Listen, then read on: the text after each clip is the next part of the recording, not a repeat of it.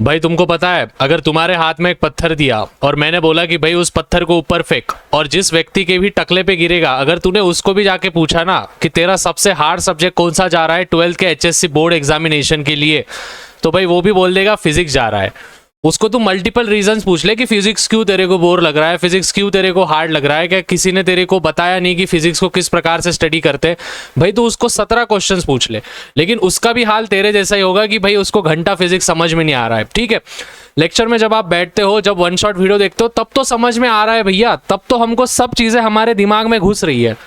लेकिन जब हम खुद से प्रैक्टिस करने बैठते हैं, भाई कुछ भी चीज़ें याद नहीं आ रही है, ना डेरिवेशंस याद आ रहा है, ना हमको न्यूमेरिकल्स याद आ रहा है। ऊपर से पेपर्स भी जल्दी होने वाले हैं, 11 फरवरी से हमारे पेपर शुरू होने वाले हैं, उसका तो अलग टेंशन है।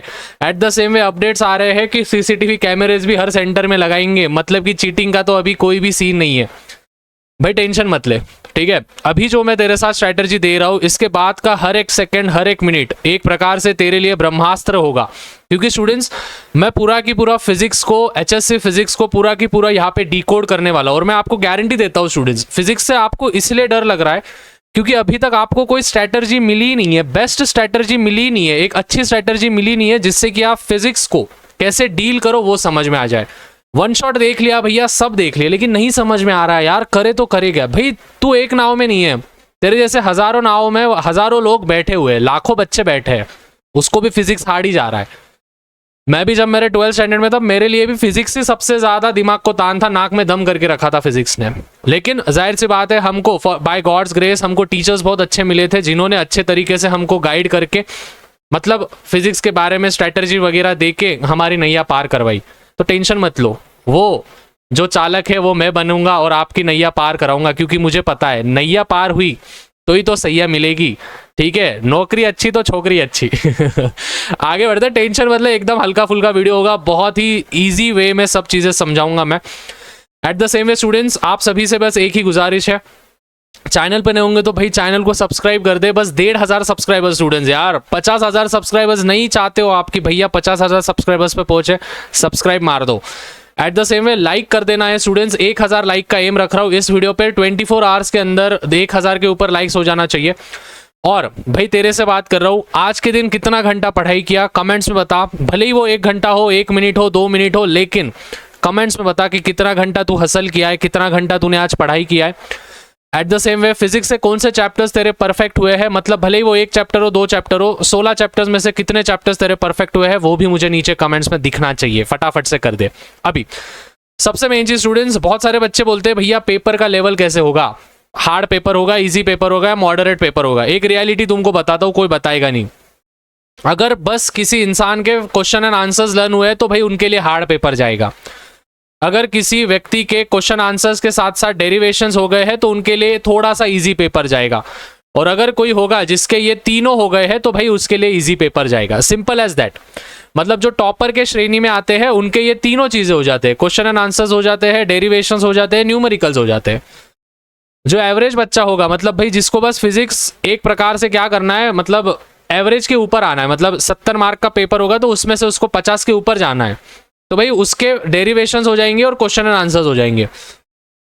और अगर कोई बच्चा होगा जिसको बस फिजिक्स में पास होना है तो जाहिर सी बात है उसको पेपर हार्ड ही जाएगा। तो उसको बस मैं एक गुजारिश करूंगा कि भाई क्वेश्चन आंसर्स भी कर लिया तो भी हो जाएगा, टेंशन मत ले। फिजिक्स बस 3 ही चीजों में डिवाइड है, एक है क्वेश्चन आंसर्स, जाहिर सी बात है कंसेप्ट तो आपको पढ़ने पड़ेंगे, कंसेप्ट समझने के बाद की बात कर रहा हूं मैं, प्रोसीजर की बात कर रहा हूं।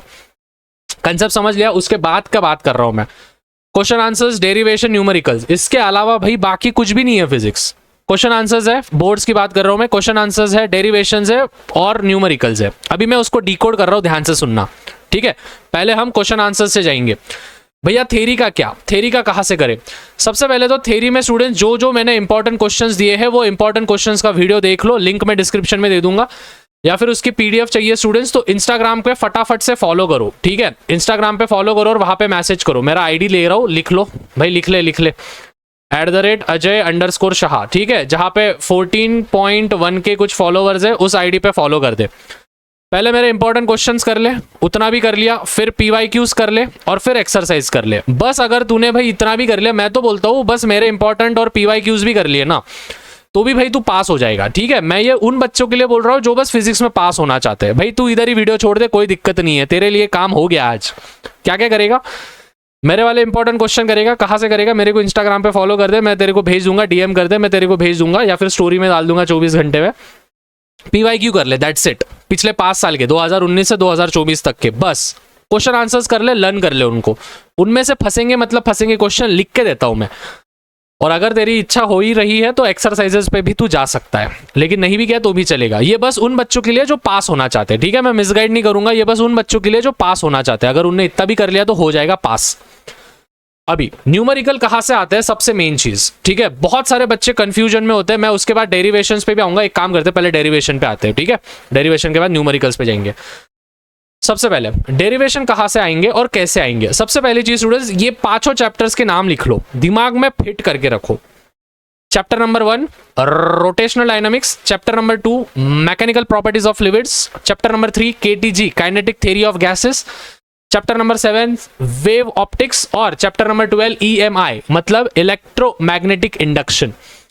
स्टूडेंट्स ये 5 चैप्टर जो होंगे, इनमें से ही स्टूडेंट्स, मैं मजाक नहीं कर रहा हुआ, ठीक है, ध्यान से सुन भैया। 5 चैप्टर के ही बहुत बार डेरिवेशंस पूछे गए। अभी देखो इन 5 चैप्टर्स के डेरिवेशन कैसे करने हैं, ध्यान से सुनना। कौन से chapter, 1st, 2nd, 3rd, 7th और 12th। अभी देखो डेरिवेशन करने की टेक्निक्स होते हैं। सबसे पहली चीज तो आपके कंसेप्ट क्लियर होने चाहिए, मतलब वो डेरिवेशन क्यों डिराइव कर रहे हैं, ठीक है। मतलब खाना खा रहे तो क्यों खा रहे, भूख लगी है इसलिए खा रहे हैं, है कि नहीं। वॉशरूम को जा रहे तो क्यों जा रहे, भाई जाना है, लगा है भाई, वॉशरूम लगा है तो जाएंगे।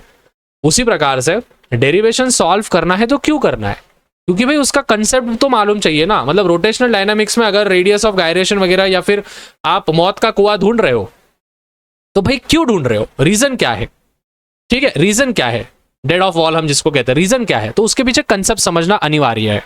समझ गए, ठीक है। अभी टॉपिक पे आओ। कंसेप्ट समझने के बाद स्टूडेंट्स आपको क्या करना है, जितने भी उस चैप्टर के, इन 5 चैप्टर के डेरिवेशन है, ठीक है। If I am not wrong, मैं एक ऊपर से सिनारियोज दे रहा हूं, 25 से 30 डेरिवेशन होंगे, ठीक है। 25 to 30 डेरिवेशन होंगे if I am not wrong, ठीक है। मैं एवरेजली अगर सबके 5-5 डेरिवेशन भी पकड़ू हर एक चैप्टर के, तो 25 से 30 डेरिवेशन के आसपास होंगे। अभी स्टूडेंट्स ये जो 25 से 30 डेरिवेशन है, हर एक डेरिवेशन को स्टूडेंट्स 3-3 बार लिखने की कोशिश करो। एक सेपरेट बुक बनाओ, ठीक है, अभी से बना के रखो।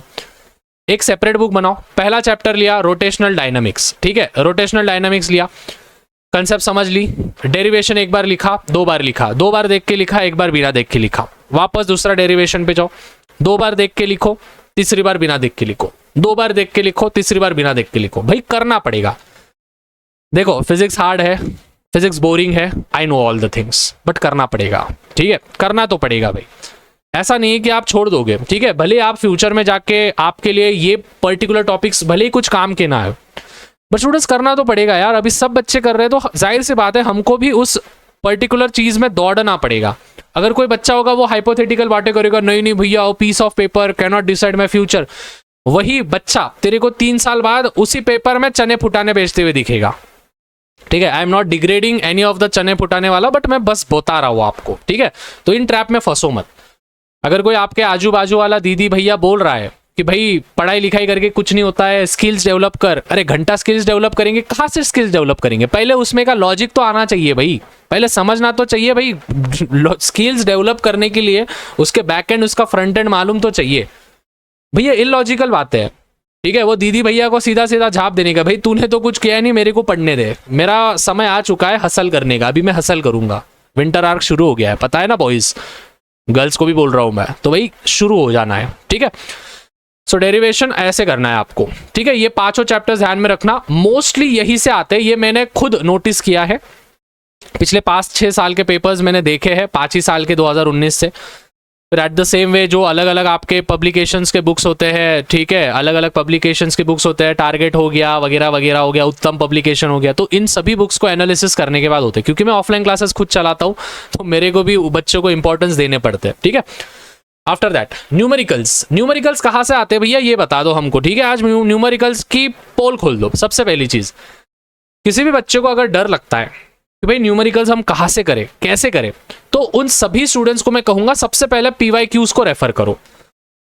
अभी देखो सेम टू सेम सम्स नहीं आएंगे, लेकिन उन कंसेप्ट्स पे सम आएंगे। अभी बहुत सारे बच्चे ये कमेंट करते हैं भैया न्यूमेरिकल्स पे, इंपॉर्टेंट न्यूमेरिकल्स पे आपका वीडियो नहीं है। भाई आ जाएगा, लेकिन आप पहले ये कर दो, ठीक है?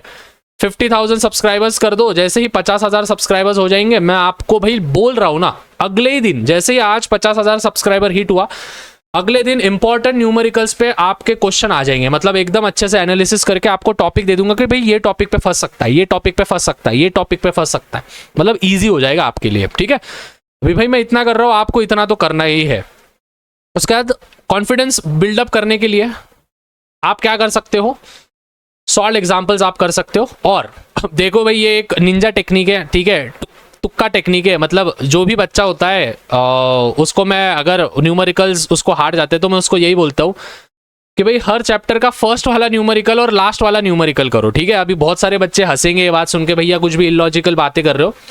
लेकिन भाई देखो, टीचर का एक पर्सपेक्टिव होता है, वो क्या करता है, बार बार उसको चेकिंग करने के लिए वगैरह वगैरह, ईजी जाने के लिए, ठीक है? प्रीलिम्स में तो भी ये तुक्का चली जाएगा आपका, वो फर्स्ट वाला नहीं तो लास्ट वाला देता है, ठीक है? जिससे क्या होता है, चेकिंग करने के लिए इजी जाता है। मतलब मैं उनके पर्सपेक्टिव से बात कर रहा हूँ, ठीक है? एक तो फर्स्ट वाला करो, नहीं तो लास्ट वाला करो, ठीक है? मतलब फर्स्ट वाला लास्ट वाला, हर एक लेसन का फर्स्ट और लास्ट न्यूमेरिकल करके रखो। फिजिक्स का पेपर में आने के दाढ़ शक्यता है। मैं ये नहीं बोल रहा हूँ कि वही आएंगे, ठीक है? बाद में मिसगाइड नहीं कर रहा हूँ बिल्कुल भी, ठीक है? ये आपका फ्यूचर है भाई। मैं बस एक लॉजिकल बातें कर रहा हूँ कि भाई ऐसे आप कर सकते हो। अगर आपको न्यूमेरिकल्स हार जाते हैं तो भाई कुछ न करने से अच्छा है जो मैं बोल रहा हूँ वो तो करके जाओ, है कि नहीं? एवरेज बच्चे से अगर टॉपर्स के श्रेणी में जाना है तो स्मार्टली खेलना पड़ेगा आपको। स्मार्टली खेलना अभी तक किसी ने सिखाया नहीं है, ठीक है? धुकम पट्टी कर रहे हो आप बस। जो बोल रहा हूँ वैसे करते जाओगे तो बोर्ड्स की नैया पार हो जाएंगी। सीईटी का टेंशन लो, मैं सीईटी के लिए भी हम कुछ ना कुछ कर लेंगे। वैसे भी 50,000 सब्सक्राइबर्स के बाद मैं कुछ अनाउंसमेंट करने वाला हूँ, सो बी रेडी फॉर दैट, ठीक है? Be ready for that. So I hope students, सभी चीज़ें मैंने आपको एकदम डिटेल में बता दी है। बहुत शॉर्ट वीडियो रखा है मैंने, ठीक है? इसमें ज़्यादा कुछ चीज़ें नहीं बताया, बस मैंने 3 चीज़ों के बारे में बताया। क्वेश्चन आंसर्स कहाँ से करें, डेरिवेशंस कैसे करें, न्यूमेरिकल्स कैसे करें। अगर आप, और हाँ भाई न्यूमेरिकल्स जो है, देखो मैंने यहाँ पे लिखा है मोस्टली वेटेज वाले चैप्टर से आते हैं। आप बोलोगे भैया वेटेज वाला चैप्टर कहाँ पे है? देखो भाई यहाँ पे ऊपर दिया है, क्लिक कर, लगेज क्लिक कर, वेटेज वाला चैप्टर है तो चले जाएगा, क्लिक कर, क्लिक कर।